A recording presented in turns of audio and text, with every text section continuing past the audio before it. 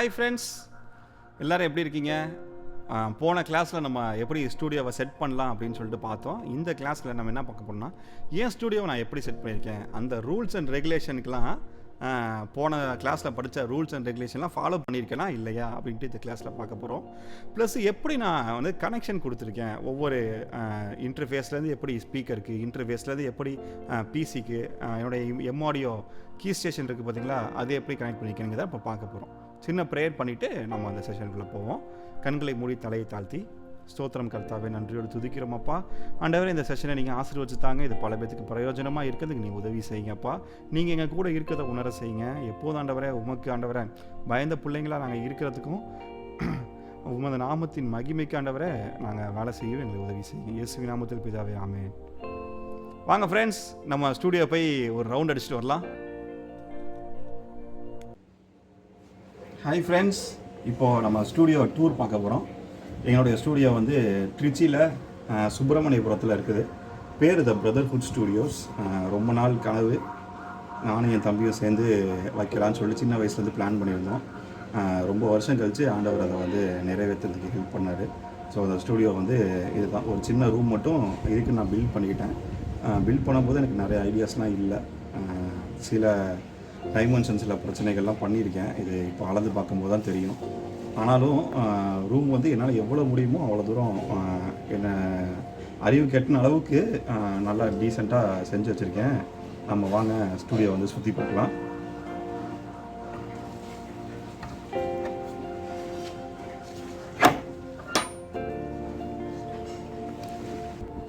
ஒரே இருட்டாக இருக்குது பாருங்க. எந்த ஒரு ஜன்னலுமே ஸ்டூடியோவில் கிடையாது. ஸ்டூடியோவில் ஜன்னல் வச்சிங்கன்னா ரொம்ப பெரிய கஷ்டம். இன்கேஸ் உங்களுடைய ரூமில் வந்து ஒரு ஜன்னல் மாதிரி இருக்குது, அதை என்னால் ரிமூவ் பண்ண முடியாது அப்படின்னு நீங்கள் நினச்சிங்கன்னா, அந்த ஜன்னலை வந்து நல்ல ஒரு மொத்தமான ப்ளைவுட் வச்சு அடைச்சிக்கிட்டாலும் ஓகே தான். இல்லை அப்படின்னா நல்ல ஒரு மொத்தமான பிளாங்கெட் மாதிரி போட்டு எப்போலாம் நீங்கள் டேக் எடுக்கிறீங்களோ அப்போலாம் நீங்கள் இதை அடைச்சி வச்சிடலாம். வேறு வழியே இல்லை. ரூமில் வந்து ஜன்னல் இருந்துச்சுன்னா அது வழியாக நிறையா சவுண்டு லீக் ஆகிறதுக்கான சான்ஸ் இருக்குது. முடிஞ்ச அளவுக்கு ரூமில் வந்து ஸ்டூடியோ இல்லாமல் இருக்கிறது நல்லது. சரிங்களா? டட்டா, இதுதான் எங்களுடைய ரூம் ஸ்டூடியோ.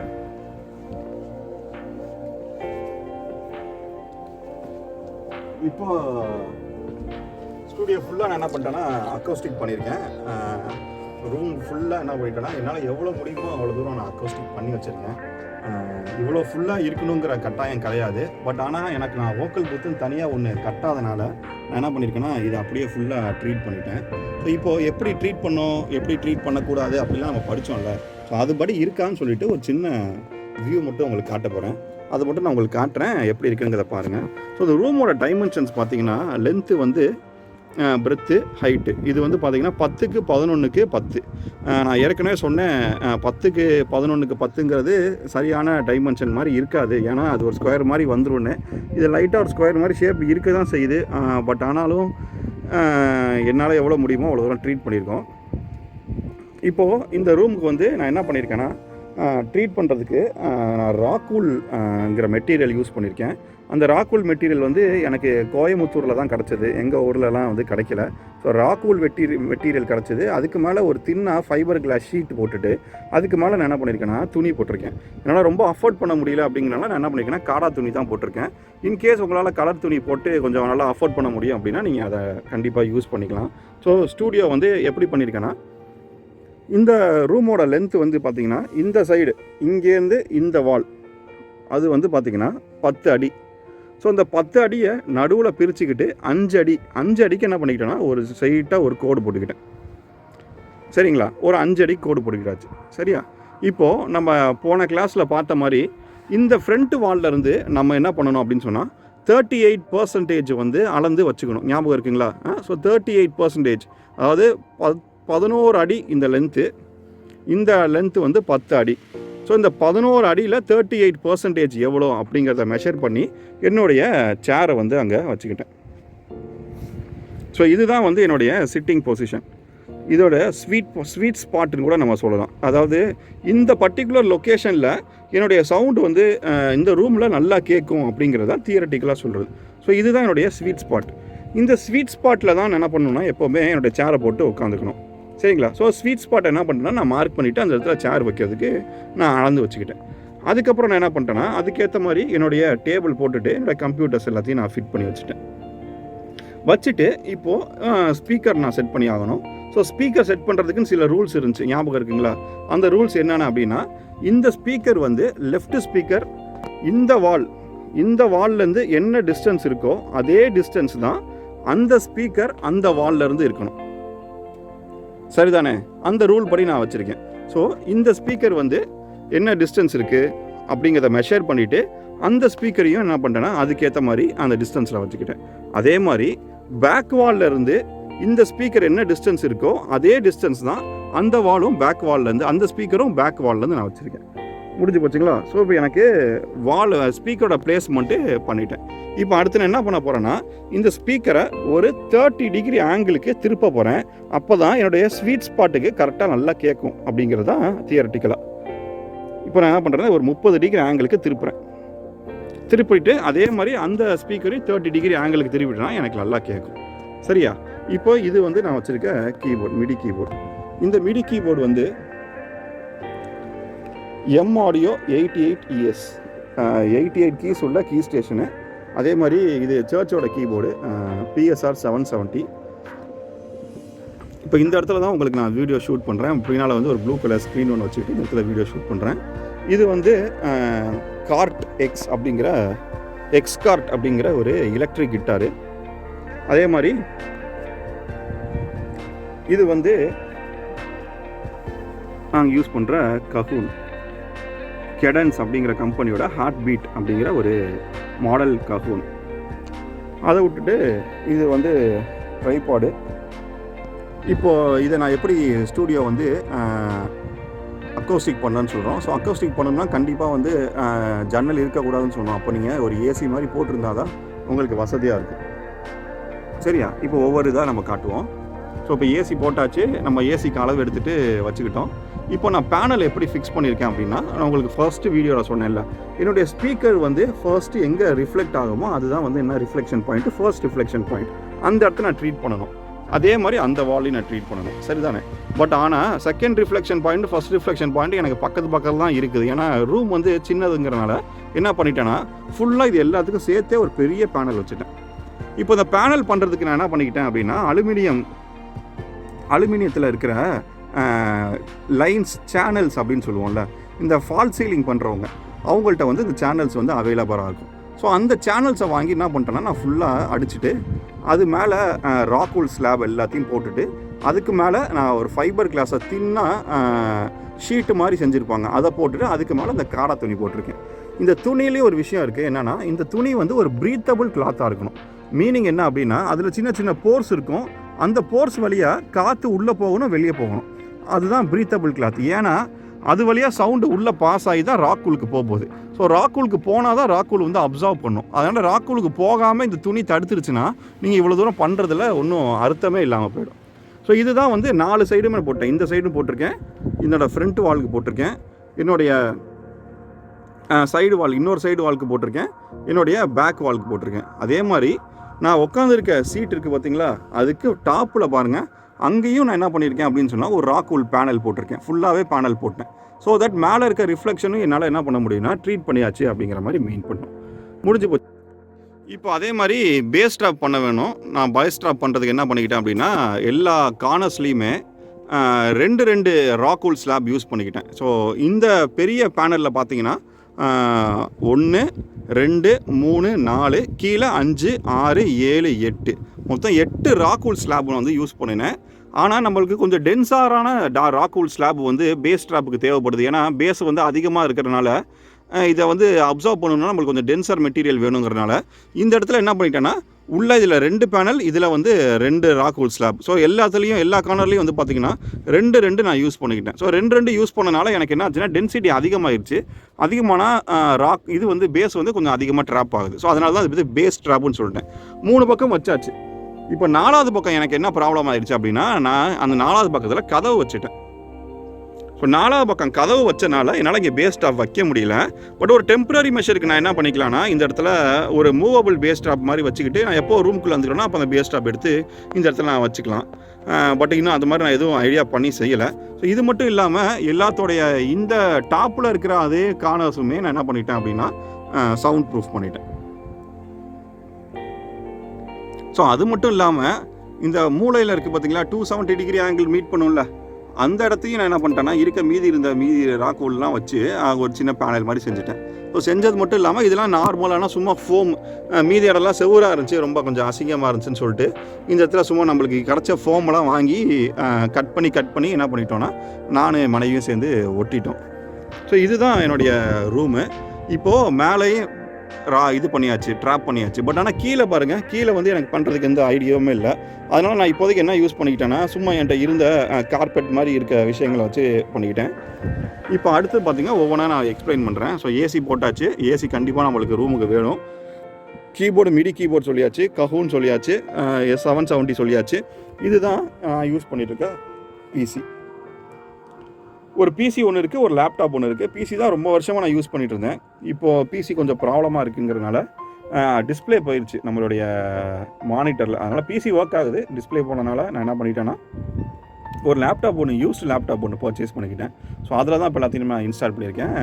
கான்ஃபிகரேஷன் பார்த்தீங்கன்னா i5ல் 7th gen laptop, HP, 8 GB RAM இருக்குது, 1 TB hard disk, 2 GB inbuilt graphics card, 2 GB NVIDIA graphics card, ரொம்ப நல்லா பர்ஃபார்மன்ஸ் கொடுக்குது. ஸோ அதனால் அந்த லேப்டாப் வச்சுக்கிட்டு பின்னால் இருக்க கம்ப்யூட்டரையும் இந்த லேப்டாப்பையும் நான் என்ன பண்ணிட்டேன்னா லேண்டில் கனெக்ட் பண்ணிட்டேன். ஸோ ரெண்டுக்குமே என்ன பண்ணிக்கலாம்னா நான் ஃபைல்ஸை வந்து ஈஸியாக ஷேர் பண்ணிக்கலாம். லேண்டில் போட்டு ஐபி அட்ரஸ் போட்டு நான் என்ன பண்ணிட்டேன்னா கான்ஃபிகர் பண்ணிட்டேன். அதே மாதிரி கீபோர்ட் மவுஸ் வந்து ஒரே கீபோர்ட் மவுஸ் தான் 2 கம்ப்யூட்டருக்குமே இருக்கும். ஒன்ஸ் வந்து லேண்ட் கனெக்ட் ஆகிடுச்சு அப்படின்னா அந்த கம்ப்யூட்டரையும் நான் இதே கீபோர்ட் மவுஸ் வச்சு ஆப்ரேட் பண்ணிக்குவேன். இந்த லேப்டாப்பையும் பார்த்தீங்கன்னா இதே கீபோர்ட் மவுஸ் வச்சு நான் ஆப்ரேட் பண்ணிக்குவேன். இதுக்கு ஒரு சின்ன சாஃப்ட்வேர் ஒன்று இருக்குது. அந்த சாஃப்ட்வேர் பேர் பார்த்தீங்கன்னா சினர்ஜி அப்படின்னு சொல்லிட்டு ஒரு சாஃப்ட்வேர் இருக்குது. அந்த சாஃப்ட்வேர் வச்சு நீங்கள் என்ன பண்ணிக்கலாம்னா 2 கம்ப்யூட்டரையும் ஒன்று சர்வராகவும் ஒன்று கிளைண்ட்டாகவும் கான்ஃபிகர் பண்ணிக்கலாம். கான்ஃபிகர் பண்ணிக்கிட்டிங்கன்னா ஒரே கீபோர்ட் மவுஸ் போதும், எல்லாத்தையும் நம்ம ஆப்ரேட் பண்ணிடலாம். இப்போது ரூம் பற்றி காட்டிட்டேன், பிசி பற்றி காட்டிட்டேன். அடுத்து பார்த்திங்கன்னா ஆடியோ இன்டர்ஃபேஸ். நான் ஆடியோ இன்டர்ஃபேஸ் சாப்டர்லேயே காட்டிட்டேன். இந்த ஆடியோ இன்டர்ஃபேஸ் நான் வச்சுருக்கிறது வந்து பார்த்திங்கன்னா ஆடியன்ட்டில் வந்து ID4. இதுக்கு மேலே ஃபோக்கஸ் ரைட் வச்சுருந்தேன், பட் ஆடியன்றது ரொம்ப நல்ல ரிசல்ட் இருந்தது. ஆடியன்ட் வாங்கிக்கிட்டேன். அடுத்தது பார்த்திங்க என்னுடைய ஸ்டூடியோ மானிட்டர்ஸ் பார்த்திங்கன்னா கேலி ஆடியோ LP6. ரொம்ப ரொம்ப ரொம்ப ரொம்ப ஆராய்ச்சி பண்ணி வாங்கின ஸ்பீக்கரு. ரொம்ப ரீசண்டான லான்ச்சு தான் அது. பட் ஆனால் இது வந்ததுக்கப்புறம் என்னுடைய ஸ்டூடியோவோட எஃபெக்டே வேறு மாதிரி மாறிடுச்சு. ரொம்ப சூப்பரான ஸ்பீக்கராக இருக்குது. எல்லாத்துக்கும் நான் இந்த ஸ்பீக்கர் தான் சஜஸ்ட் பண்ணுறேன். கேலி ஆடியோ LP6 ரொம்ப நல்ல எஃபெக்டிவான ஸ்பீக்கராக இருக்குது. சரிங்களா? ஸோ இந்த ஸ்பீக்கரை நான் எப்படி வச்சு பொசிஷன் பண்ணினேன் அப்படிங்கிறத உங்கள்கிட்ட சொல்லிட்டேன். இப்போ இந்த ஸ்பீக்கருக்கு பின்னால் என்கிட்ட நான் சொன்னேன் பார்த்தீங்களா, நிறைய அக்கோஸ்டிக் ட்ரீ இதெல்லாம் இருக்குன்ட்டு, அந்த அக்கோஸ்டிக் இதெல்லாம் காட்ட போகிறேன். இங்கே பாருங்கள், இந்த இடத்துல ப்ளூ கலர் அதுக்கான ஸ்விட்சஸ்ஸு. இப்போ நான் வாலை ஒட்டி வச்சுருந்தேன்னா ஒரு கான்ஃபிகரேஷனு, வால்லேருந்து தள்ளி வச்சுருந்தேன்னா ஒரு கான்ஃபிகரேஷன், அதுக்கப்புறம் பார்த்திங்கன்னா வாலே இல்லாமல் நான் ஹேங் பண்ணேன்னா ஒரு கான்ஃபிகரேஷனு, தனி ஸ்டாண்ட் இல்லாமல் நான் டெஸ்கில் வச்சேன்னா ஒரு கான்ஃபிகரேஷன். ஸோ இந்த மாதிரி நிறைய கான்ஃபிகரேஷன் இருக்கும். நான் எந்த கான்ஃபிகரேஷன் வேணுமோ அதுக்கேற்றபடி நான் யூஸ் பண்ணிக்கலாம். சரியா? ஸோ இப்போ அடுத்து என்ன பண்ணியிருக்கேன் அப்படின்னா இதை வந்து ஒரு ஸ்டாண்டில் வச்சுருக்கேன். இந்த ஸ்டாண்டு வந்து சென்னையில் தான் பர்ச்சேஸ் பண்ணேன். இந்த ஸ்டாண்டை ஜெனிஃபாஸ் அப்படிங்கிற ஒரு கடையில் தான் இந்த ஸ்டாண்டு வந்து பர்ச்சேஸ் பண்ணேன். இது வந்து ரொம்ப சீப்பாக தான் கிடச்சிது. அங்கேருந்து கொரியர் பண்ணி விட்டாங்க, எனக்கு இங்கே வந்து ரீச் ஆகிடுச்சு. ஸோ இப்போது என்ன பண்ணிட்டோன்னா மிடி கீபோர்ட் பற்றி பார்த்தாச்சு, ஸ்பீக்கர்ஸ் பற்றி பார்த்தாச்சு, அப்புறம் பார்த்திங்கன்னா கம்ப்யூட்டர்ஸ் பற்றி பார்த்தாச்சு, ஆடியோ இன்டர்ஃபேஸ் பற்றி பார்த்தாச்சு.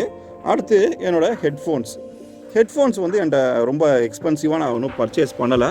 நான் என்ன வச்சுருக்கேன் அப்படின்னா சென்ஹைசரில் HD 202 அப்படிங்கிற மாடல், HD 202 தான் வச்சுருக்கேன். ஓகேவான ஸ்பீக்கராக இருக்குது, ஹெட்ஃபோன்ஸாக இருக்குது. அது இல்லாமல் இப்போ இதுதான் வந்து நான் யூஸ் பண்ணிகிட்ருக்கேன் backup hard disk. So 2 hard disk வச்சுருக்கேன். ஒன்று ஒரு 5 TB, ஒன்று ஒரு 8 TB ஹார்ட் டிஸ்க்கு. எந்த ஒரு டேட்டாவும் இதுக்குள்ளே தான் இருக்கும். இதுதான் வந்து என்னோடய ப்ரைமரி ஹார்ட் டிஸ்க்கு. இதில் தான் எல்லா டேட்டாவும் நான் சேவ் பண்ணி வச்சுருப்பேன். எப்போ எனக்கு டேட்டா வேணுமோ அப்போ என்ன பண்ணிக்குவேன்னா நான் இதுலேருந்து எடுத்துக்குவேன், டேட்டாஸ்லாம் எடுத்துக்குவேன். சரியா?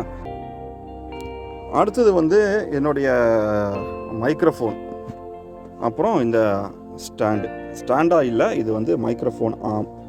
ஈஸியாக வந்து நான் நகர்த்திக்க முடியும், எங்கேனாலும் வச்சுக்கலாம். அதே மாதிரி நான் உட்காந்துக்கிட்டு பேசணும், இப்போ யூடியூப் வீடியோஸ்லாம் நான் உட்காந்துட்டு பேசிகிட்டு ஸ்க்ரீனை காட்டணும் அப்படின்னு சொன்னால் எனக்கு இந்த ஆர்ம் வந்து ரொம்ப ஹெல்ப்ஃபுல்லாக இருக்குது. இந்த ஆர்ம் வந்து ஸ்டாண்டை விட ரொம்ப சீப் தான், நீங்கள் ட்ரை பண்ணலாம். இந்த மைக்ரோஃபோனும் ரொம்ப நிறைய ஆராய்ச்சிகளுக்கு அப்புறம் வாங்கின மைக்ரோஃபோனு. இதுக்கு முன்னால் ஸ்கார்லெட்டில் தான் ஒரு மைக்ரோஃபோன் வச்சுருந்தேன். பட் அதை விட இந்த மைக்ரோஃபோன் சூப்பரான பெர்ஃபார்மன்ஸ் கொடுக்குது. இது லெவிட் அப்படிங்கிற கம்பெனியோட மைக்ரோஃபோன். லெவிட் LCT 440 பியூர் அப்படிங்கிறது தான் இந்த மைக்ரோஃபோனோட மாடல் நம்பரு. ரொம்ப சூப்பரான எஃபெக்ட் இருக்குது. அந்த ஹைஸ்லாம் ரொம்ப நல்லா எடுத்து கொடுக்குது. இதுக்கு பாப் ஃபில்ட்ரு வந்து அவங்களே ஒரு அட்டாச்சபிள் பாப் ஃபில்ட்ரு கொடுத்துறாங்க, மேக்னெட்டிக் பாப் ஃபில்டர்.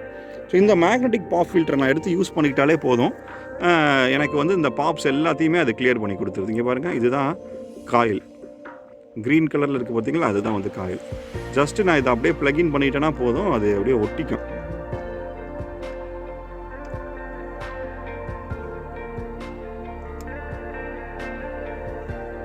ஓகேவா? சூப்பர். பாருங்க, இப்போது இதை எப்படி நான் கனெக்ட் பண்ணியிருக்கேன் அப்படிங்கிறத சொல்லணும். லேப்டாப்பு என்னோடய சென்டர் ஆஃப் தி செட்டப்பு.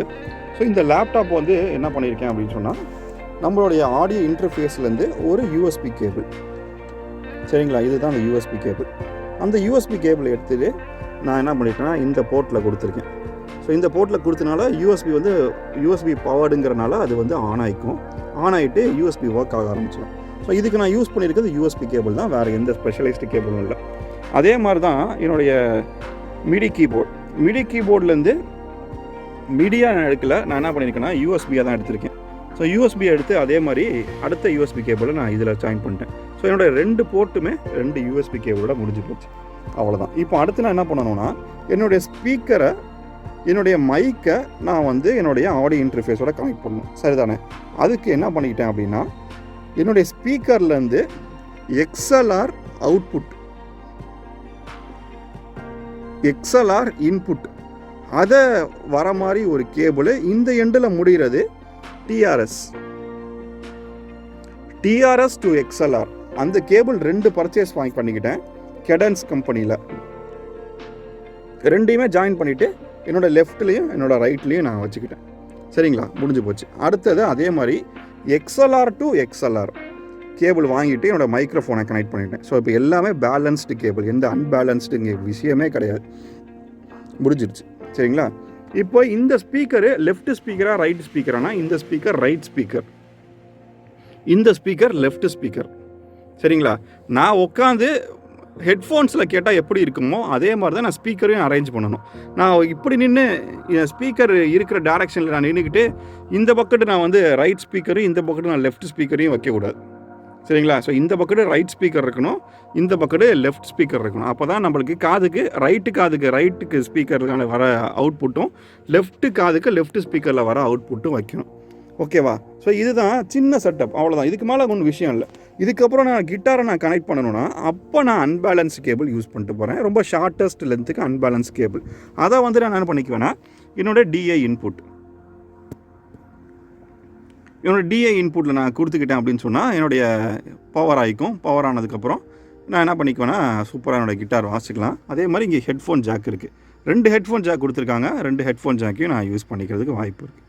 சரிங்களா? ஸோ இதுதான் என்னுடைய செட்டப். இப்போது என் சாஃப்ட்வேர்ஸ் எல்லாம் நான் வந்து இதெல்லாம் இன்ஸ்டால் பண்ணி வச்சுருக்கேன். ஒரே ஒரு சின்ன பீஸ் வாசிப்போம், எப்படி இருக்குங்கிறத நீங்கள் கேளுங்க.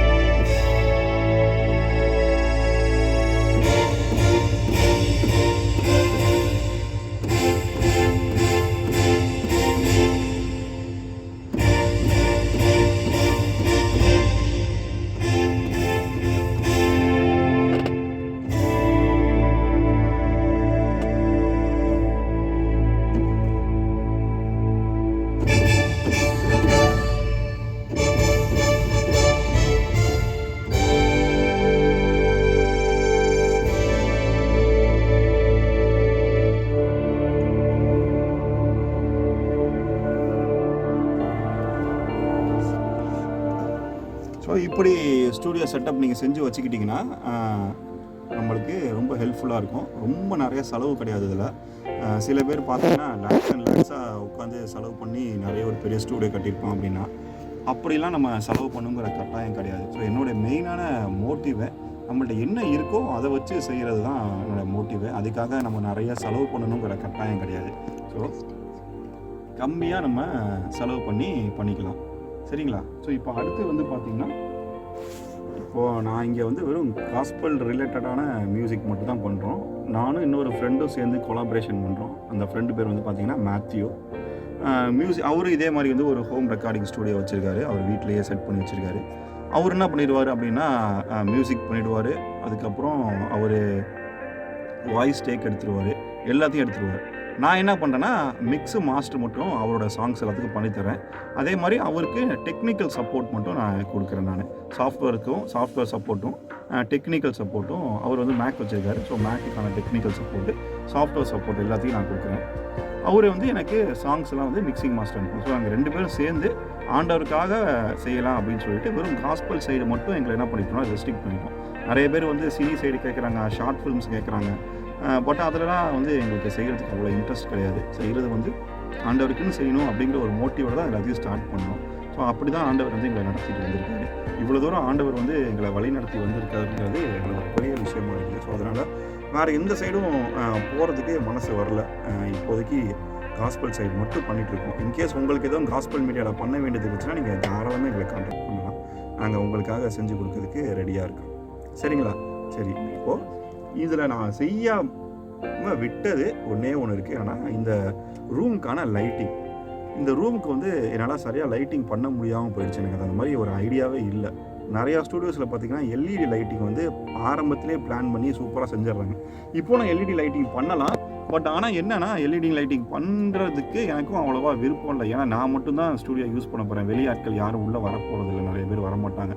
ஸோ நான் ஒரு பெரிய ஷோ காட்டணுங்கிற கட்டாயம் இல்லாதங்கிற ஒரு காரணத்தினால நான் வந்து எல்இடி லைட்டிங் பண்ணல. இன்கேஸ் எல்இடி லைட்டிங் வந்து ஒரு நல்ல மூடை கொடுக்கும் அப்படின்னு சொன்னீங்கன்னா, உங்கள் ரூமுக்கும் நீங்கள் எல்இடி லைட்டிங் பண்ணிக்கோங்க. ரொம்ப நல்ல எஃபெக்ட் இருக்கும். சரிங்களா? ஸோ எல்இடி லைட்டிங் நான் பண்ண விட்டுட்டேன். அது ஒன்று தான் நான் பண்ண தப்பு. அடுத்த தப்பு, அந்த டோரை வந்து அந்த ரூமோட கார்னரில் வச்சது. அந்த டோரை ரூமோட கார்னரில் வைக்காமல் வேஸ்ட்டாக வைக்கிறதுக்கு கொஞ்சம் இடம் விட்டு டோர் வச்சுருந்தேன்னா இன்னும் நான் சூப்பராக எஃபிஷியண்ட்டாக இதை பண்ணுறதுக்கு எனக்கு வாய்ப்பு இருந்திருக்கும். ஸோ நீங்கள் இந்த தப்பெல்லாம் பண்ணாதீங்க. பண்ணாமல் உங்கள் ரூமை வந்து நல்லபடியாக ட்ரீட் பண்ணுங்கள், நல்லா மியூசிக் பண்ணுங்கள். ஆண்டவருக்காக இன்னும் எழுந்து போடும். ஓகேவா ஃப்ரெண்ட்ஸ்? தேங்க்யூ. இப்போது நான் நிறைய ரூல்ஸ் அண்ட் ரெகுலேஷன்ஸ் சொன்னோம் ஒரு செட்டிங் அப் த ஸ்டூடியோ அப்படிங்கிற வீடியோவில். அதுபடி இருக்கா அப்படிங்கிறத இப்போ பார்க்க போகிறோம். இப்போது என்னோடக்கு முன்னாடி இருக்கிற வால் தான் ஷார்ட்டஸ்ட் வால். அதாவது 10 ஃபீட்டுக்கு 11 ஃபீட் தான் என் ரூமு. 10 ஃபீட் அப்படிங்கிறது என்னோடய ஷார்ட்டஸ்ட் வால். இந்த 11 ஃபீட்டுங்கிறது என்னோடய லாங்கஸ்ட் வால். ஓகேவா? ஸோ இப்போ நான் பண்ணியிருக்கேன்னா, ஷார்ட்டஸ்ட் வாலை ஃபேஸ் பண்ணி தான் நான் உட்காந்துருக்கிறேன். அந்த லாங்கஸ்ட் வால் என்ன லென்த்தோ அதுலேருந்து 38% நான் மெஷர் பண்ணிக்கிட்டேன். ஸோ இதுதான் இங்கேருந்து வர்றது தான் என்னுடைய 38%. ஸோ அந்த இடத்துல என்ன பண்ணிக்கிட்டேன்னா, நான் சேர் போட்டு என்னுடைய லிசனிங் பொசிஷனாக இல்லைன்னா இந்த ரூமுக்கான ஸ்வீட் ஸ்பாட்டாக நான் உட்கார வச்சுக்கிட்டேன். இப்போ அடுத்து நான் ஸ்பீக்கரை வந்து மவுண்ட் பண்ணணும். ஸ்பீக்கர் மவுண்ட் பண்ணுறதுக்கு என்னோடய டெஸ்க் ரொம்ப சின்னதாக இருந்தது. மோரோவர் டெஸ்கில் வைக்கிறதுக்கு எனக்கு விருப்பம் இல்லை. அதனால் நான் என்ன பண்ணிக்கிட்டேன், நான் தனியாக ஸ்டாண்ட் பர்ச்சேஸ் பண்ணிக்கிட்டேன். 2 ஸ்டாண்ட், ரொம்ப சீப்பான ஸ்டாண்ட் சென்னையில் கிடச்சிது. இந்த ஸ்டாண்ட் பர்ச்சேஸ் பண்ணிவிட்டு நான் என்ன பண்ணிட்டேன்னா, ஒரு ட்ரையாங்கிள் ஃபார்ம் பண்ணுற மாதிரி 2 ஸ்பீக்கர், என்னுடைய சிட்டிங் பொசிஷன் ரெண்டும் சேர்ந்து ஒரு ட்ரையாங்கிள் ஃபார்ம் பண்ணும். ஒரு ஈக்குவலாட்டல் ட்ரையாங்கிள் ஃபார்ம் பண்ணுற மாதிரி நான் என்ன பண்ணிட்டேன்னா ப்ளேஸ் பண்ணிக்கிட்டேன். சச் தட் 2 ஸ்பீக்கருக்கு உள்ள டிஸ்டன்ஸ் எவ்வளவோ அதே டிஸ்டன்ஸ் தான் இந்த ஸ்பீக்கருக்கும் என் சிட்டிங் பொசிஷனுக்கும் இருக்குது. இந்த சிட்டிங் பொசிஷன்லேருந்து அந்த ஸ்பீக்கருக்கும் இருக்கும். இது வந்து ஒரு ஈக்குவலாட்டல் ட்ரையாங்கிள். இப்படி 60 டிகிரிக்கு ஈக்குவலாட்டல் ட்ரையாங்கிள் ஃபார்ம் பண்ணி உட்காந்தாச்சு. அதுக்கப்புறம் இந்த ஸ்பீக்கரை எப்படி பொசிஷன் பண்ண போகிறோம் அப்படிங்கிறது இருக்குது பார்த்தீங்களா? ஸோ அந்த பாயிண்ட் நான் மார்க் பண்ணிவிட்டு ஸ்பீக்கர்ஸை வச்சுக்கிட்டு ஸ்பீக்கர்ஸை வந்து இந்த வால்லேருந்து எவ்வளோ தூரம் பிரிச்சிருக்கணும் அதே டிஸ்டன்ஸ் தான் அந்த ஸ்பீக்கர்லேருந்து அந்த வாலுக்கு இருக்கும். அதே மாதிரி இந்த பேக் வால்லேருந்து என்ன ஸ்பீக்கருக்கு டிஸ்டன்ஸ் இருந்ததோ அதே டிஸ்டன்ஸ் தான் அந்த ஸ்பீக்கருக்கும் அந்த பேக் வாலுக்கும் வச்சுருக்கேன். அடுத்தது பார்த்திங்கன்னா, நான் ஸ்டாண்டில் வச்சுட்டு ஒரு ஃபோம் வச்சுக்கிட்டேன். எனக்கு அது வசதியாக இருக்குன்னு சொல்லிட்டு எனக்கு ஐசோலேஷன் பேட் இல்லாத காரணத்தினால ஒரு ஃபோம் வாங்கி வச்சுக்கிட்டேன். It is doing it's job. அடுத்து என்னுடைய ஹைட்டை மெஷர் பண்ணிட்டேன். ஹைட்டை மெஷர் பண்ணிவிட்டு அதில் 50% எவ்வளோன்னு மார்க் பண்ணிவிட்டு அதை விட கீழே தான் என்னுடைய ஸ்பீக்கர்ஸை வந்து நான் ப்ளேஸ் பண்ணியிருக்கேன். அடுத்து நான் என்ன பண்ணியிருக்கேன்னா இதை ஒரு 30 டிகிரி ஆங்கிளுக்கு டில்ட் பண்ணியிருக்கேன். அதையும் ஒரு 30 டிகிரி ஆங்கிளுக்கு லைட்டாக டில்ட் பண்ணியிருக்கேன். டில்ட் பண்ணிவிட்டு நான் இந்த இடத்துல உட்காந்தேன்னா இந்த 2 ஸ்பீக்கர்ஸும் வந்து ஆக்சுவலாக என்ன ஃபேஸ் பண்ணியிருக்கும். இங்கே பாருங்கள் என்ன ஃபேஸ் பண்ணியிருக்கு பாருங்கள், இருக்குங்களா, என்ன ஃபேஸ் பண்ணியிருக்கு பார்த்தீங்களா. ஸோ இதுதான் எனக்கு தேவை. இப்போது வந்து என்னோடய காது லெவலுக்கு அந்த ட்வீட்டர் வர மாதிரி ஹைட்டை நான் அட்ஜஸ்ட் பண்ணிக்கிட்டேன். அவ்வளோதான், முடிஞ்சிச்சு. ஸோ இப்போ வந்து எனக்கு ஒரு க்ளீனான ஒரு ஸ்பெக்ட்ரம் கிடைக்கும் அப்படிங்கிறது தியரட்டிக்கலாக சொன்னது எல்லாத்தையும் நான் ப்ராக்டிக்கலாக அப்ளை பண்ணி வச்சுருக்கேன். ஓகேவா. ஸோ இதுக்கப்புறம் தான் நீங்கள் என்ன பண்ண போகிறீங்கன்னா சவுண்டு ப்ரூஃபே பண்ணணும். சவுண்டு ப்ரூஃப் பண்ண போகிறீங்க, ஐ மீன் சவுண்டு அப்சர்வ் பண்ண போகிறீங்க. ஸோ பின்னால் பேனல்ஸ் வச்சுருக்கோம். இது எங்கே போய் ரிஃப்ளெக்ட் ஆகுதோ இந்த 2 ஸ்பீக்கரும் அதுதான் ஃபர்ஸ்ட் பொசிஷன் சொல்லிட்டு ரிஃப்ளெக்டிங் பொசிஷன் நம்ம அதை ட்ரீட் பண்ணுறோம். என் ரூம் சின்னதுனால மோரோவர் நான் வோக்கல் பூத்தும் தனியாக வைக்காதனால நான் ஃபுல்லாகவே ட்ரீட் பண்ணிட்டேன். நீங்கள் வோக்கல் பூத் தனியாக வைக்கிற மாதிரி இருந்தீங்கன்னா ஃபுல் ட்ரீட்மெண்ட் தேவையில்லை. கண்ட்ரோல் ரூமுக்கு தேவையான ட்ரீட்மெண்ட் மட்டும் நீங்கள் பண்ணிக்கிட்டிங்கன்னா போதும்.